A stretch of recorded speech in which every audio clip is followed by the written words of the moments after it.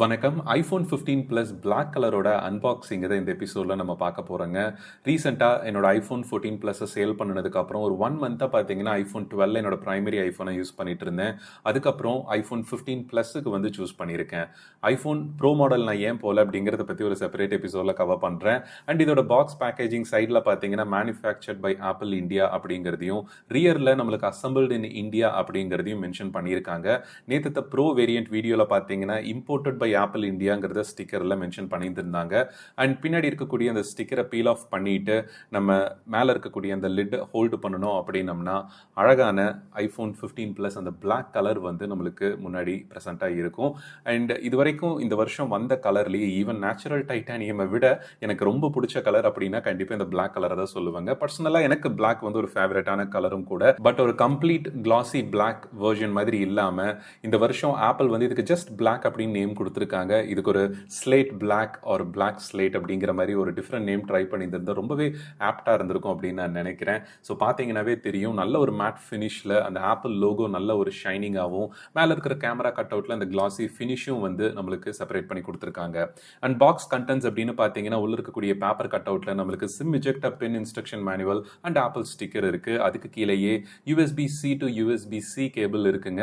நம்மளுக்கு USB 2.0 data transfer speed தான் வந்து இந்த கேபிளில் இருக்கும். ப்ரோ வேரியண்டோட கேபிள் மாதிரியே பிரைடட் கேபிள், ஃபேப்ரிக் மெட்டீரியல், அதனால டஸ்ட் அண்ட் மற்ற ஈஸியாக அழுக்காகிறதுக்கு வாய்ப்புகள் இருக்குது. அஃப்கோர்ஸ் நீங்கள் வேறு எந்த USB-C branded adapter and charging cable வந்து நீங்கள் தாராளமாக இதுக்கு இப்போ யூஸ் பண்ண ஆரம்பிக்கலாம். அண்ட் பின்னாடி இருக்கக்கூடிய அந்த மேட் ஃபினிஷ் பார்த்தீங்கன்னா நம்மளுக்கு அந்த அளவுக்கு ஃபிங்கர் பிரிண்ட் அட்ராக்ட் பண்ணுற மாதிரி இல்லைங்க. அதை விட முக்கியம், ஈஸியாக நம்ம க்ளீன் பண்ணிக்கலாம். ஜஸ்ட் இப்படி நம்ம ஷர்ட்டில் வந்து தொடச்சோம் அப்படின்னா ஒரு வேறு ஏதாவது கிளாத் வச்சு நம்ம தொடச்சோம் அப்படின்னோம்னா அந்த டஸ்ட் வந்து கம்ப்ளீட்டாக வைப் ஆஃப் ஆயிரும். ஹியூமிடிட்டி ஹையாக இருக்கக்கூடிய என்விரான்மெண்ட்டில் நம்ம இருக்கிறதுனால மோஸ்ட்லி இந்த மாதிரி கையில் வந்து நம்ம மாய்ஸ்சர் கண்டென்ட் ஈஸியாக அட்ராக்ட் ஆகிறதுக்கு வாய்ப்புகள் இருக்குது. அந்த மாதிரி சினாரியோவில் கிளாசி செக்ஷனில் தான் பார்த்தீங்கன்னா நம்மளுக்கு அந்த ஃபிங்கர் பிரிண்ட் அதிகமாக இருக்குங்க. பட் இப்போ இந்த மேட் ஃபினிஷ் ரொம்பவே ஃபேவரட்டாக நிறைய பேருக்கு இருக்கும்போது கேஸே இல்லாமல் யூஸ் பண்ணணும்னா கூட என்ன மாதிரி இப்படி கீழே போடாமல் இருக்கணும் அப்படின்னா நீங்கள் கேஸ் ஏதாவது வியர் பண்ணிக்கிறது கண்டிப்பாக ரெக்கமெண்டடான விஷயம். என்னோட ஃபர்ஸ்ட் ட்ராப்னு நினைக்கிறேன். ஸோ கேஸே இல்லாமல் நீங்கள் ஐஃபோனை பயன்படுத்தணும் அப்படின்னு நினைக்கும் போது இந்த கார்னர் எட்ஜஸுமே பார்த்தீங்கன்னா ஒரு நல்ல ஒரு ஸ்மூத்தான டிசைன் பர்ஃபெக்ஷனை வந்து இந்த தடவை ஆப்பிள் பண்ணியிருக்காங்க. ஸோ ஹோல்டு பண்ணுறதுக்கு ரொம்பவே நல்லா இருக்கு. ஈவன் அந்த எட்ஜஸ் எல்லாம் இப்போ ப்ரோ வேரியன்ஸ் லாஸ்ட் இயர் மாதிரி ஷார்ப்பாக இருந்ததுன்னு வச்சுக்கோங்க, கையில் ஹோல்டு பண்ணும்போது நம்மளுக்கு கொஞ்சம் சிரமமாக இருக்கும். ரொம்ப நேரம் ஹோல்டு பண்ண முடியாது, ஏதோ சம்திங் கட் பண்ணுற மாதிரி ஒரு ஃபீல் இருக்கும். பட் இந்த வருஷம் அந்த ஃபீல் கிடையாதுங்க. ஐபேட் ப்ரோ வேரியண்டோட அந்த ஒரு சிமிலர் டிசைன் பேட்டர்னை வந்து ஆப்பிள் இந்த தடவை கம்ப்ளீட் அச்சீவ் பண்ணியிருக்காங்க அப்படின்னு தான் சொல்லணும். அந்த பெண்ட் இருக்கக்கூடிய அந்த கார்னர்ஸ் எல்லாமே வந்து அதை தான் ரிசம்பிள் பண்ணுது. ஃபர்ஸ்ட் பூட் அப்படின்னு பார்த்தீங்கன்னா மற்ற வேரியன்ஸ் மாதிரியே கொஞ்சம் ஃபாஸ்டாகவே பூட்டிங் ஆயிருதுங்க. அதுக்கப்புறம் மேலே இருக்கக்கூடிய அந்த டைனமிக் ஐலாண்டு தான் இந்த வருஷம் ப்ரோ வேரியன்ட்டில் லாஸ்ட் இயர் ஆப்பிள் கொண்டு வந்ததை 15க்கு ரூமர்ஸ் படியே கொண்டு வரதை நம்ம தெரிஞ்ச ஒரு விஷயமா தான் இருந்துச்சு. அண்ட் கீழே நம்மளுக்கு USB-C போர்ட் வித் அந்த ஸ்பீக்கர் கிரில்ஸ் கட் அவுட்டுமே பார்த்தீங்கன்னா இருக்கு. ஒவ்வொரு வருஷமும் ஆப்பிள் அவங்க ஒரு 10 to 20% வந்து அந்த ஸ்பீக்கர் வால்யூமில் ஓவரால் பூஸ்ட் வந்து பண்ணிட்டு வருவாங்க. இந்த வருஷம் மோர் லைக் பேஸுக்கு வந்து இம்ப்ரூவ் பண்ணியிருக்காங்க அப்படின்னு சொல்லணும். ரிவ்யூவில் நான் அதை பற்றி டீட்டெயிலாக சொல்கிறேன். அண்ட் ரியரில் அந்த கேமரா கட் அவுட் மட்டும்தான் பார்த்தீங்கன்னா கைண்ட் ஆஃப் இது ஒரு பட்ஜெட் மாடல் அப்படின்னு ஆப்பிள் வந்து டிஃபரன்ஷியேட் பண்ணுறதுக்கு கொடுத்த ஒரு கிளாசி ஃபினிஷ் மாதிரி இருக்குது. அதையுமே இன்னொரு ப்ரீமியம் மெட்டீரியல் மாதிரி கொடுத்துருந்தாங்க அப்படின்னா இந்த மாடல் வந்து கம்ப்ளீட் ப்ரோ வேரியண்டோட கம்ப்ளீட் பண்ணுற மாதிரி ஆயிரும். அண்ட் செட்டப்பை நம்ம முடிச்சுட்டு ஹோம் ஸ்க்ரீனுக்கு உள்ளே வரோம் அப்படின்னா நல்ல ஒரு பிரைட்டரான அந்த 1000 நிட்ஸில் ஆப்ரேட் ஆகக்கூடிய டிஸ்பிளே வந்து நீங்கள் பார்க்க முடியும். அஃப்கோர்ஸ் இந்த டிஸ்பிளே பஞ்சாயத்தே வந்து செப்பரேட்டாக இருக்குது.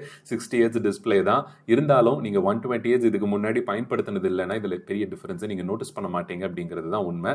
ஸோ ஆஸ் அ யூஸராக நீங்கள் ஓல்டர் ஐஃபோன் மாடல்ஸ்லேருந்து iPhone 7 ஆர் ஃபர்ஸ்ட் டைம் ஐஃபோனுக்கு வரீங்க, எனக்கு பேட்டரியை பற்றியெல்லாம் கவலைப்படக்கூடாது அப்படிங்கிறவங்களுக்கு 15 and 15 Plus வந்து வேரியன்ஸ் ஒரு கண்டிப்பாக ஒரு சஜஸ்ட் பண்ணக்கூடிய ஒரு மாடலாக இருக்கும். அந்த விஷயத்தில் எல்லா விதத்துலையும் திருப்தியான ஒரு மாடலாக இது இருக்கும் அப்படிங்கிறது தான் என்னோட எதிர்பார்ப்பும் கூட. நல்ல ஒரு கேமரா சிஸ்டம் அப்கிரேட்ஸ் இந்த வருஷம் ஆப்பிள் வந்து கொடுத்துருக்காங்க. அதை பற்றி ரிவ்யூவில் நம்ம டீட்டெயிலாக பார்ப்போம். ரிங் அண்ட் சைலன்ஸ் ஸ்விட்ச் பார்த்தீங்கன்னா நம்மளுக்கு சைடில் ப்ரெசென்ட்டாக இருக்குது. ப்ரோ வேரியன்ஸில் அது ஆக்ஷன் பட்டன் ஆப்பிள் வந்து ரீப்ளேஸ் பண்ணிட்டாங்க. அண்ட் நார்மல் யூசேஜில் 1 இயராக நான் 60 Hz டிஸ்பிளேவை யூஸ் பண்ணி பழகினதுனால எனக்கு ஒரு பெரிய டிஃபரன்ஸை வந்து நோட்டீஸ் பண்ண முடியல. நார்மலாக தான் இருக்குங்க. ப்ரோ வேரியன்ஸ் அளவுக்கு ரொம்ப அந்த பட்டரி ஸ்மூத்னஸ் நீங்கள் எதிர்பார்க்க முடியாது. பட் இந்த டிஸ்பிளே வந்து ஸ்மூத்தான பர்ஃபெக்டான ஆப்ரேஷனில் தான் இருந்துட்டு இருக்குங்கிறத கண்டிப்பாக என்னால் சொல்ல முடியும். அண்ட் மேலே இருக்கக்கூடிய அந்த டைனமிக் ஐலாண்ட் பார்த்தீங்கன்னா எக்ஸாக்ட் ப்ரோ வேரியன்ஸ் மாதிரியே தான் நம்மளுக்கு ஃபங்க்ஷன் ஆகிற மாதிரி இருக்குங்க. இன்கமிங் கால், மெசேஜஸ் அண்ட் மற்ற ரிமைண்டர்ஸ் இது எல்லாத்துக்குமே உங்களுக்கு நார்மலாக ஃபங்க்ஷன் ஆகும். அண்ட் சைடில் இருக்கக்கூடிய அந்த ஃப்ரேமுக்கு வந்து ஒரு சின்ன dark tone of black colour வந்து ஆப்பிள் கொடுத்துருக்காங்க, அந்த கலர் டிஃபரன்ஷியேஷன் பண்ணணும் அப்படிங்கிறதுக்காக. கேமராவுமே பார்த்தீங்கன்னா இப்போ bigger sensors 48 mega pixel sensors நம்மளுக்கு இப்போ ப்ரெசென்ட்டாக இருக்குது. இதில் டெலஃபோட்டோ லென்ஸ் இல்லை அப்படின்னாலும் 2x வரைக்கும் சப்போர்ட் பண்ணும் அப்படிங்கிறதையும் ஆப்பிள் வந்து மென்ஷன் பண்ணியிருக்காங்க. தென் இது மட்டும் இல்லாமல் iPhone 12 பார்த்தீங்கன்னா இந்த 1 மந்த்தாக நான் பயன்படுத்திட்டு இருக்கேன். அதோட சைஸ் டிஃபரன்ஸ் வந்து ரெண்டையும் பக்கத்தில் வச்சோம் அப்படின்னா அந்த கேமரா ப்ரொட்ரூடிங் ஆகிறத தவிர மற்றபடி எக்ஸாக்ட் சேம் சைஸில் நம்மளால இருக்கிறத பார்க்க முடியுது.